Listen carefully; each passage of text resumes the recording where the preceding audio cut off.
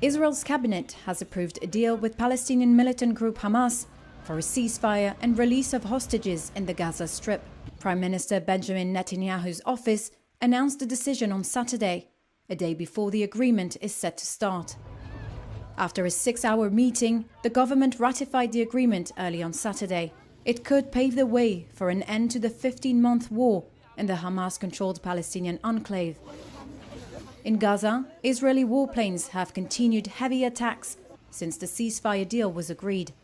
Medics reported that an airstrike early Saturday killed several people in a tent in Mawazi, west of Khan Yunis.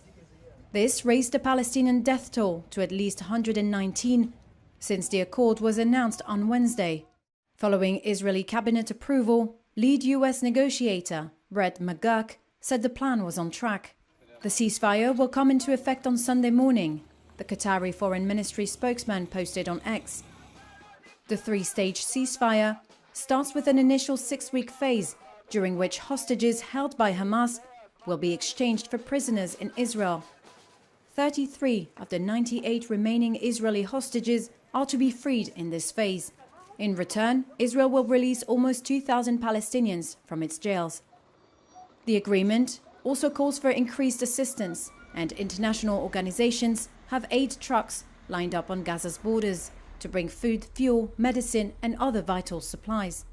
24 ministers in Netanyahu's coalition government voted in favor of the deal, while 8 opposed it, according to media reports. Opponents argued the ceasefire agreement represented a capitulation to Hamas.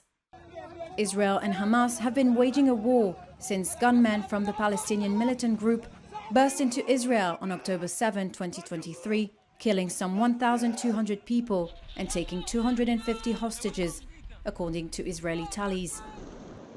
Israel responded with a military assault in Gaza, in which more than 46,000 Palestinians have been killed, according to Gaza health authorities. Nearly the entire pre-war population of 2.3 million people in the enclave has been displaced several times, and much of the territory has been laid to waste. אני מבטיח לכם, אנחנו נעמוד בכל יעדי המלחמה, אנחנו נחזיר את כולם הביתה. בהסכם שאושר כעת, אנחנו נשיב הביתה עוד 33 מאחינו ואחיותינו, רובם בחיים. ההסכם הזה הוא קודם כל תוצאה של גבורת לוחמינו בקרב, והוא גם תוצאה של עמידתנו האיתנה על האינטרסים החיוניים של ישראל. ברגע שהוא נבחר, הנשיא טראמפ התגייס למשימה של שחרור החטופים, הוא שוחח איתי בערב ביום רביעי, הוא בירך על ההסכם, והוא הדגיש, בצדק, שהשלב הראשון של ההסכם הוא הפסקת אש זמנית. אם נצטרך לחזור ללחימה, אנחנו נעשה זאת בדרכים חדשות, ונעשה זאת בעוצמה רבה מאוד. אנחנו שומרים על הזכות לחזור למלחמה, אם צריך, בגיבויה של ארצות הברית.